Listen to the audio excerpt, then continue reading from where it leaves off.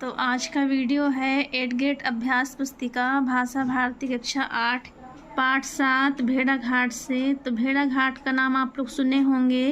ये जबलपुर में स्थित है और धुआंधार जलप्रपात के रूप में बहता है और यहाँ पर भी नर्मदा नदी बहती है। तो इसी से रिलेटेड कुछ क्वेश्चन दिए हुए हैं, इसी को आपको भरना है। तो प्रश्न पहला है, भेड़ाघाट में कौन कौन सी नदियाँ बहती हैं? तो इसका होगा आंसर बी, नर्मदा। दूसरा है, धुआंधार किसका नाम है? तो ये क्या है? एक धुआंधार जलप्रपात है। प्रश्न 3 है, नर्मदा किस स्थान से निकलती है? तो ये नदी जो है अमरकंटक से निकलती है। प्रश्न 4 है, सही वर्तनी वाला शब्द कौन सा है? तो बी नंबर होगा इसका सही, प्रपात। तो प्रश्न 5 है, पाठ के अनुसार संस्कृत कोश में नींबू का उल्लेख करना कौन भूल गया था? तो संस्कृत के एक दिग्गज लेखक जो सम्राट विक्रमादित्य की सभा के नवरत्नों में से एक थे। प्रश्न 6 है, लेखक ने भेड़ाघाट की चट्टानों को तपस्वी क्यों कहा?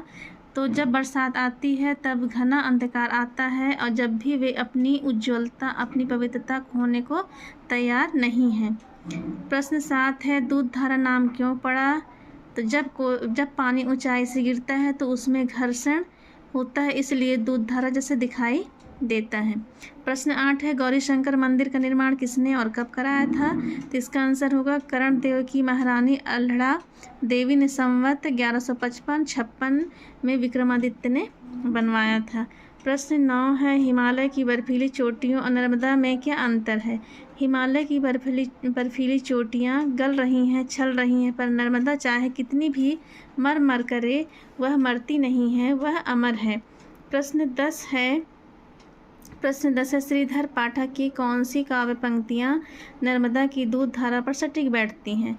तो इसका उत्तर होगा, प्रकृति यहाँ एकांत बैठी निज रूप संवारती, पल पल पलटती भेष छलकी छन छन छवि धारती, मानो जादू भरी विश्व बाजीगर थैली, खेलत में खुल परी सैल के सिर पर फैली।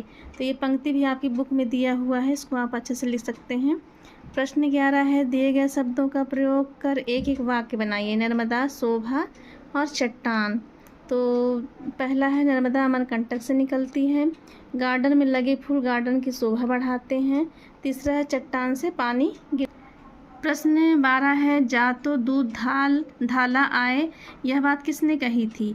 इस वाक्य को मानक भाषा में लिखिए। तो जा तो दूध धाला आए एक फूले गालों वाले बच्चे ने कहा। इस वाक्य का मतलब है यह तो दूध धारा है। तो दीर्घ उत्तरी प्रश्न है। प्रश्न 13, बड़ा छोटों को सिर पर लेकर ही बड़ा होता है, पंक्ति का आशय स्पष्ट कीजिए।